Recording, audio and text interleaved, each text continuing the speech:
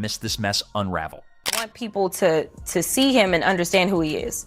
This is a person that has a problem with people of color, period. I don't care how many black MAGA out there with their hats. I want to be clear when we look at who it is that he's kicking out of this country as people of color. To distinguish between those two different emotions, because you're receiving one in droves, and it's not hatred. You can act, like you're Beyonce all you want. You're not.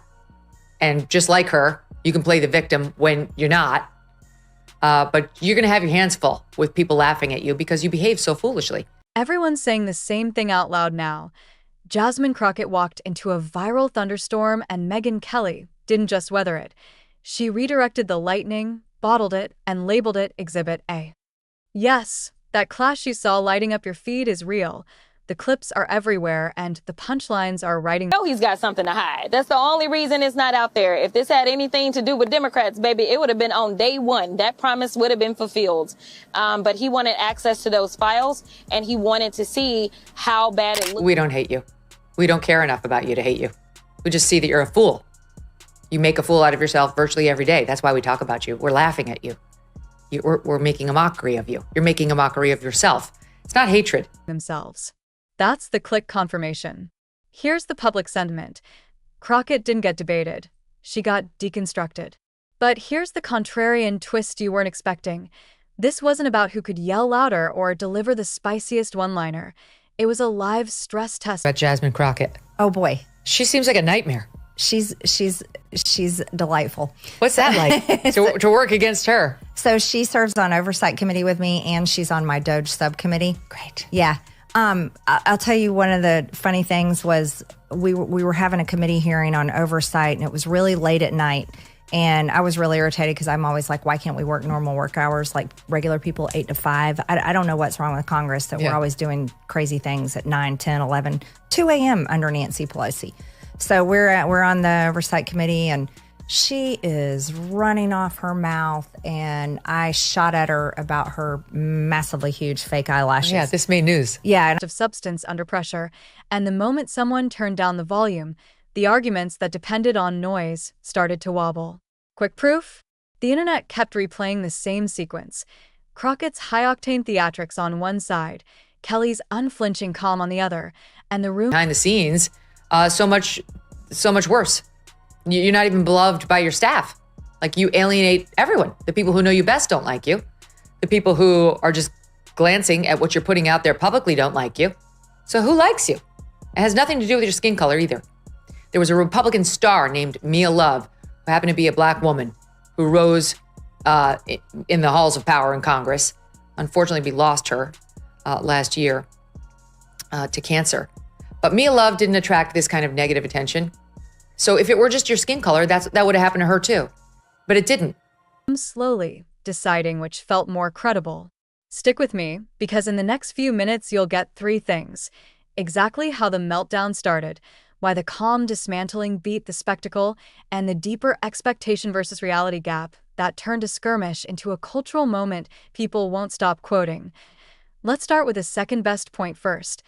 Virality loves a character. Jasmine Crockett on some terrible show involving the loser fired Don Lemon and somebody else. Here we go. Baby, because these people, they are crazy, because they always talk about how Christian they is. Yeah, I don't know how many of them on that side are getting divorced because they getting caught up sleeping with their co-workers, staffers, interns, all the things. Yeah, you ain't got to believe me. Just go Google. You'll find some of it. I'm telling. But it respects a plot. Crockett entered like a headliner at open mic night. Big energy, bigger gestures, and the confidence of someone who's been told the camera loves her. She's done this before. The meme-friendly timing, the exaggerated expressions, the high-volume cadence designed to travel well in 6-second clips. And for a while, that worked. But on this night, the internet found a better storyline, a side-by-side of 2 very different approaches to persuasion. On one side, Crockett cranked the theatrics to 11, think reality TV intensity, all side-eye and emphasis. On the other, Kelly barely moved the dial. No shouting, no flailing, just a steady, surgical dismantling delivered with a kind of unhurried clarity that makes even friendly audiences glance sideways and whisper, "Wait, Do we actually have the receipts for that claim? Here's where the value loop kicks in. Context. The spark wasn't a single insult. It was an accumulation. Crockett has a catalog of viral moments, some crafted, some accidental. She's joked about federal enforcement agencies as if their job were glorified transportation for undocumented migrants, the kind of quip that gets instant applause in one room and instant fact checks in another. She's waded into personal territory with opponents, traded jabs that feel like they belong in a green room more than a committee hearing, and at times leaned on performance choices, accents, tonal flips, theatrical pauses that critics call strategy and fans call style. Application. Each of those choices became a tile in the mosaic that night. By the time Kelly began laying out her points, every prior clip served as pre-installed context. The audience didn't need a long preamble, it already knew the beats. Framing, and that's the expectation versus reality gap. Expectation. Charisma can bulldoze scrutiny. Reality. Charisma without scaffolding buckles when someone calmly asks, "Okay, but what's the argument?"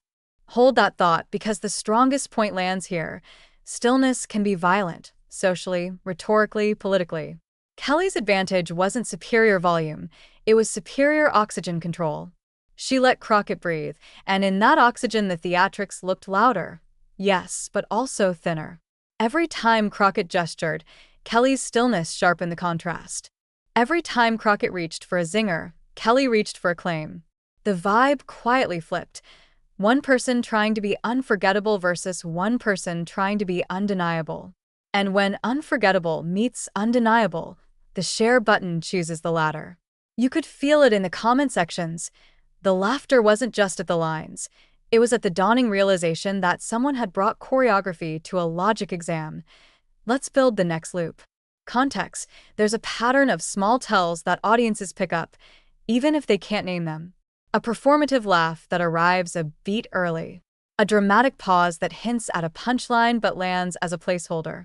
A tangent deployed like a smoke bomb when the question narrows to a point. Application. The internet stitched together moments. Crockett sparring in committee, Crockett delivering barbs in interviews, Crockett ad-libbing her way through controversies, and set them against Kelly's matter-of-fact cadence. Memes did the rest. One frame, Crockett mid-gesture, eyes blazing. The next, Kelly looking like she's reading the warranty card before she plugs in the appliance. Framing. The meme translation was brutal but simple. Flash versus focus, and even Crockett's supporters had to admit the optics were lopsided. Here's a pattern interrupt. Everyone assumes takedowns happen in one spectacular blow.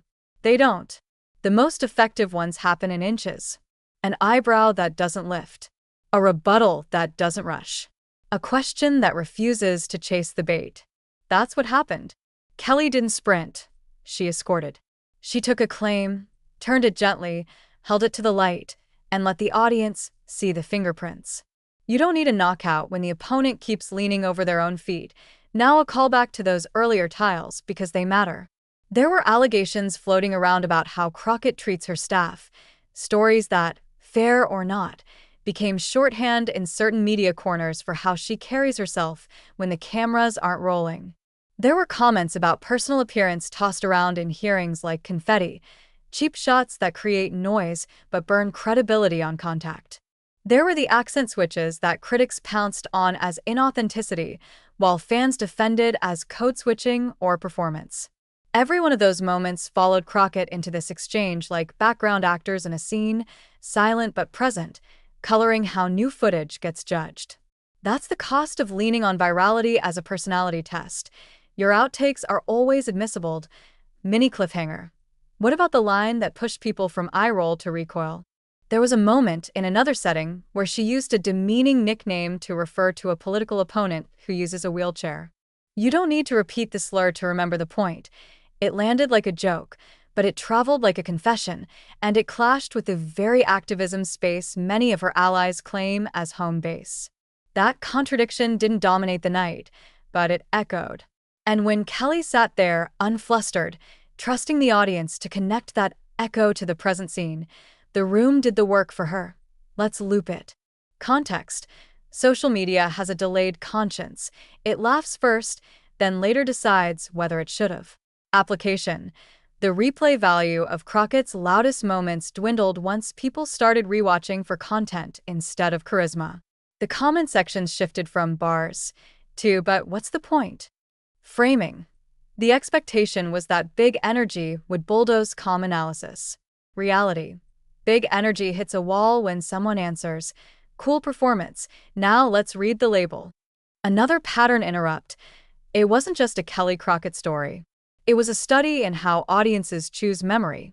Internet culture keeps two shelves, one for highlight reels, one for blooper compilations.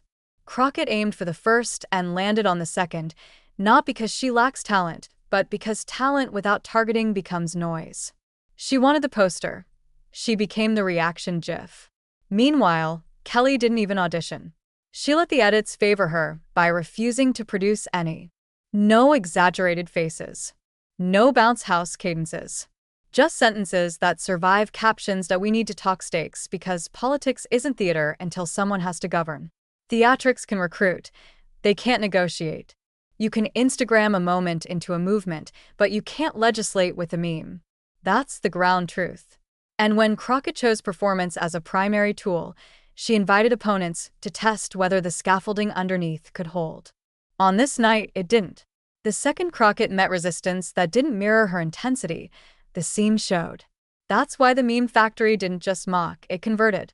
It turned oohs into hms, and then into, oh, call back to the beginning.